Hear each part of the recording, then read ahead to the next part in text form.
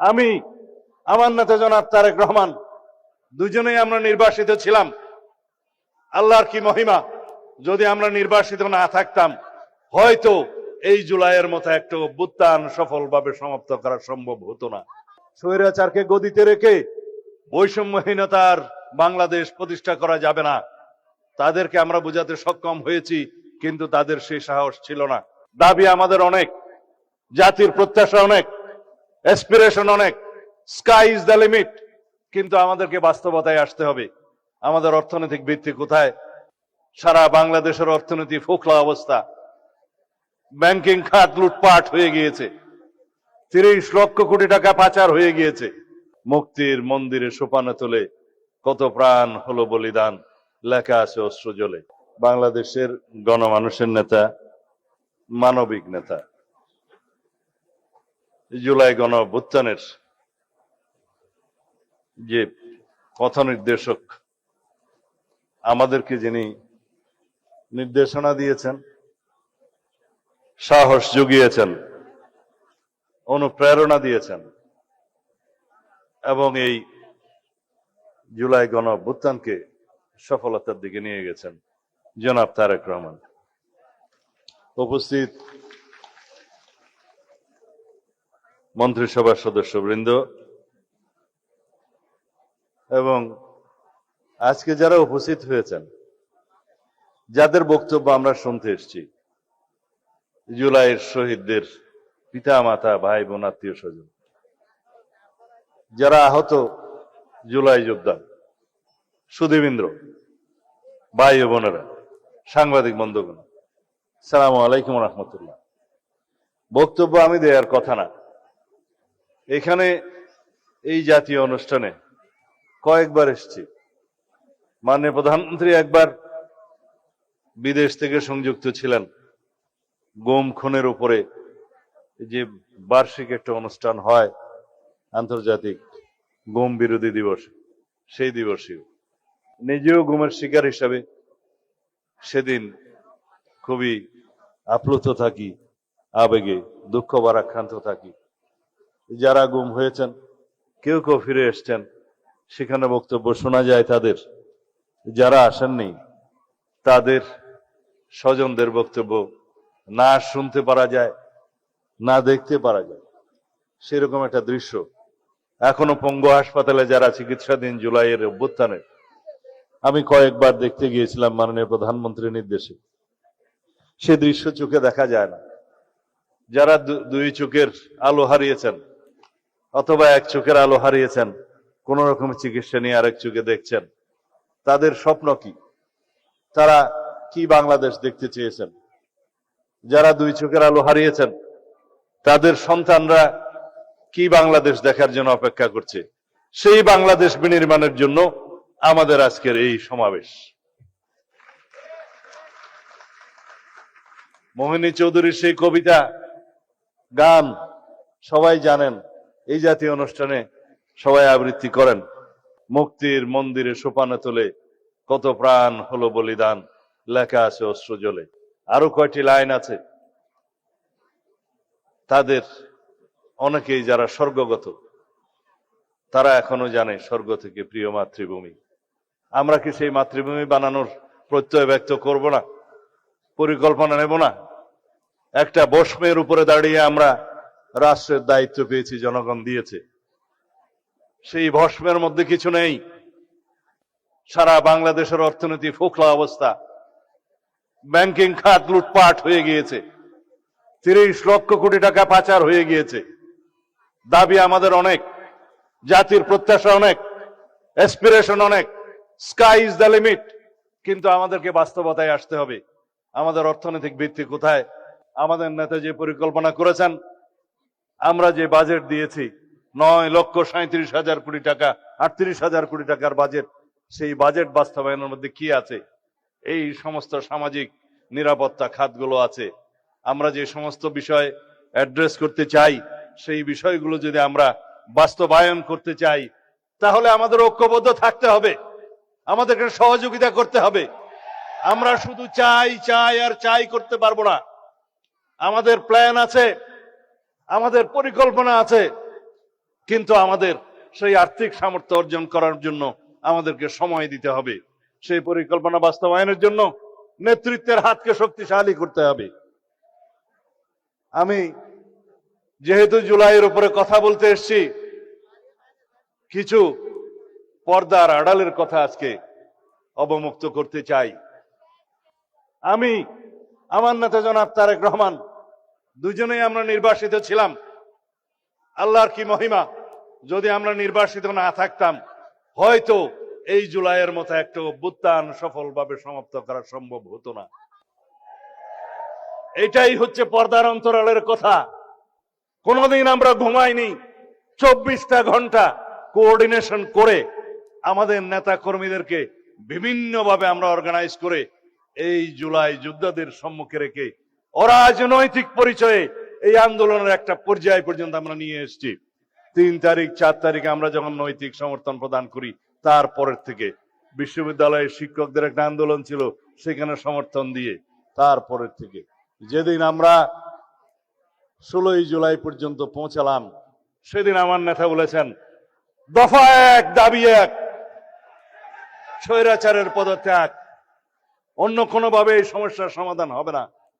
আজকে যারা জুলাই যোদ্ধাদের নেতৃত্ব দাবি করেন, তাদের অনেকেই সেদিন বলেছিল আমাদের কোনো রাজনৈতিক দাবি নাই, আমাদের দাবি বৈষম্যহীন এই ছাত্র আন্দোলনের দাবি, কোটা বৈষম্য দূর করতে হবে, সেটাই ছিল তাদের বক্তব্য। আমরা ধীরে ধীরে আমরা জানি স্বৈরাচারকে গদিতে রেখে বৈষম্যহীনতার বাংলাদেশ প্রতিষ্ঠা করা যাবে না। তাদেরকে আমরা বোঝাতে সক্ষম হয়েছি, কিন্তু তাদের সেই সাহস ছিল না। আমরা রাজনৈতিকভাবে সমগ্র বাংলাদেশের সকল মানুষকে ঐক্যবদ্ধ করে শত সহস্র শহীদের রক্তের এই স্রোতের মধ্য দিয়ে আমরা এই জায়গায় এসেছি। আজকে এই বাংলাদেশ রক্তে রঞ্জিত হয়েছে, এই মানচিত্র রক্তে রঞ্জিত হয়েছে। শহীদের রক্তের উপর দাঁড়িয়ে আমরা বিজয় অর্জন করেছি 5ই আগস্ট। সেখানে রাজনৈতিক পরিচয়ে যদি বিভাজন করি, তাহলে সর্ববৃহৎ অংশটি থাকবে জাতীয়তাবাদী ছাত্র দলের, যুব দলের, বিএনপির অঙ্গ সংগঠনের 450 বেশি। জাতিসংঘের যে রিপোর্ট, সেই রিপোর্টে 1400 কথা বলা আছে, কিন্তু অফিসিয়ালি বিভিন্ন পত্রিকায় এবং জরিপে 700 থেকে 800-র মতো খতিয়ান পাওয়া যায়। বাকিগুলো গেল কোথায়? কারণ শহীদের খতিয়ান হসপিটাল রক্ষা করতে পারে নাই, তাদের ডকুমেন্ট পর্যন্ত গায়েব করে দেওয়া হয়েছে, তাদেরকে দাফন করা হয়েছে যেন বেওয়ারিশ লাশ হিসেবে। আজকে স্বজনরা তার কবরের সন্ধান করে আমরা দিতে পারি না। এরকম একটি নৃশংস হত্যাকাণ্ডের পরে, গণহত্যার পরে আজও পর্যন্ত সেই গণহত্যাকারী শেখ হাসিনার কোন রকমের অনুশোচনা নাই। তারা জুলাই যোদ্ধাদেরকে অপরাধী হিসেবে তকমা দিচ্ছে। বাংলাদেশের এই গণ অভ্যুত্থানকে তারা বলছে একটা জঙ্গি তকমা দিচ্ছে। বাংলাদেশে নাকি জঙ্গিবাদের মধ্য দিয়ে তাদের রাষ্ট্র ক্ষমতা ছিনিয়ে নেওয়া হয়েছে। এর চাইতে লজ্জাস করার কিছু নেই। তাদের মধ্যে অনুশোচনাও নেই, তারা দুঃস্বীকারের সেই অবস্থাও তাদের নেই, সেই ইতিহাসই তাদের নেই। তারা উল্টো বিদেশে বসে বাংলাদেশে এখন নাকি গণতান্ত্রিক সরকারের বিরুদ্ধে বিভিন্ন রকমের ষড়যন্ত্র করছে। আওয়ামী লীগের রাজনৈতিক পতন হয়েছে, আওয়ামী লীগের রাজনৈতিকভাবে নিপাত হয়েছে, নির্মূল হয়েছে, দাফন হয়ে গেছে দিল্লিতে। সেই আওয়ামী লীগ বাংলাদেশে আর কোনোদিন রাজনীতি করতে পারবে না। রাজনৈতিক দল হিসেবে আওয়ামী লীগের বিচার দাবি করেছি আমরা, আপনারা দাবি করেছেন, তদন্ত পরিচালিত হচ্ছে। ইনশাআল্লাহ খুব শিগগির রাজনৈতিক দল হিসেবে সেই রাজনৈতিক দলকে বিচারের কাঠগড়ায় নিয়ে যাওয়া হবে। সংবিধানের 47 আর্টিকেল অনুসারে আইন সংশোধন করা হয়েছে, সন্ত্রাস বিরোধী আইনে আছে, আইসিটি অ্যাক্টে আছে, রাজনৈতিক দলের সংগঠনের বিচার করা যাবে। সুতরাং অপেক্ষা করুন। যারা এখানে বক্তৃতা দিয়েছেন তাদের মধ্যে আমার এক ভাই শফিউল আলম শফি, আমার প্রতিবেশী, আমার গ্রামের, তার সন্তান শহীদ ওয়াসিম আকরাম, যিনি বস্তুতপক্ষে চট্টগ্রামের প্রথম শহীদ বলা হলেও যদি সময়ের দিক বিবেচনা করা হয়, আবু সাইদের একই সময়ে সমসাময়িক সময়ে সে শাহাদত বরণ করেছে। মাত্র 2-3 সপ্তাহ আগে শিলংয়ে আমাকে দেখতে গিয়েছিল ছেলেটা। বলেছিলাম, বাবা এত অল্প বয়সে কেন পাসপোর্ট ভিসা করে মা বাবার টাকা খরচ করে আমাকে দেখতে এলে? বলেছিল ছেলেটা, আপনাকে এক নজর সামনে থেকে দেখব, বড় আশা ছিল। ছবি তুললো, পাসপোর্ট কি যেন ফেসবুকের প্রোফাইলে সেই ছবিটা দিল। 2-3 সপ্তাহ পরে এসে বাংলাদেশের জন্য জীবন দিয়ে দিল। বড় করুণ সেই ইতিহাস। তার বাবা তখন বিদেশে, দুবাইয়ে না সৌদি আরবে কাজ করে। তার মায়ের সাথে কথা বললাম, চোখের পানি ধরে রাখতে পারেনি। সে আজকে বলল যে শহীদের বিচার করুন আগে, আমরা দেখতে চাই এই দেশে প্রত্যেকটা খুনের বিচার হয়েছে। প্রিয় শফির উদ্দেশ্যে বলতে চাই, সবার উদ্দেশ্যে বলতে চাই, মানে প্রধানমন্ত্রী আমার নির্দেশ দিয়েছেন একটু বিচারের কি অবস্থা খোঁজখবর নেন, আপনার বক্তৃতায় বলবেন। আপনারা নিশ্চয়ই জানেন, এগুলো শুধু স্মরণ করিয়ে দিচ্ছি। 5টা খুনের, গণহত্যার, মানবতা বিরোধী অপরাধের মামলার রায় হয়েছে ইতিমধ্যে। বিচারাধীন মামলা আছে 27টা এবং তদন্ত প্রায় শেষ পর্যায়ে 72টা মামলা। শহীদ আবু সাঈদের মামলায়, প্রথম মামলায় 2 জনের ফাঁসি হয়েছে। ভাইস চ্যান্সেলর সহ সেই বিশ্ববিদ্যালয়ের অন্যান্যদের বিভিন্ন মেয়াদে সাজা হয়েছে। প্রথম মামলার রায় হয়েছে গণহত্যার। আপনারা সবাই জানেন, শেখ হাসিনা, তার সাবেক স্বরাষ্ট্রমন্ত্রী আসাদুজ্জামান কামাল, তাদের ফাঁসি হয়েছে, ফাঁসির আদেশ হয়েছে। তৎকালীন আইজিপি মামুন রাজসাক্ষী হওয়ার কারণে তার সাজা কম হয়েছে, তবে সাজা হয়েছে। আশুলিয়ায় লাশ পোড়ানো হত্যা মামলার 2 জনের ফাঁসি হয়েছে। ওখানে সাবেক একজন স্বৈরাচারের 200 এমপি আছে, ওসি আছে, ডিআইজি সহ অন্যান্যদের যাবজ্জীবন সহ বিভিন্ন মেয়াদে সাজা হয়েছে। চানকারপুলের হত্যা মামলার ফাঁসি হয়েছে তৎকালীন স্বৈরাচারের 200 পুলিশ কমিশনার হাবিব এবং জয়েন্ট কমিশনার সুদীপ্ত, তাদের ফাঁসির আদেশ হয়েছে। অন্যান্যদের বিভিন্ন মেয়াদে সাজা হয়েছে। অতি সম্প্রতি রায় হয়েছে রামপুরা টিভি সেন্টারের ওখানে একটা ছেলে কার্নিশি লুকিয়েছিল, তাকে ওখানে যে গুলি করা হয়েছে। আমি শুনলাম সেই ছেলেটি কোন রকমে প্রাণে বেঁচে গিয়েছে চিকিৎসার মাধ্যমে, আল্লাহ তার জীবন বাড়িয়ে দিক, হায়াত বাড়িয়ে দিক।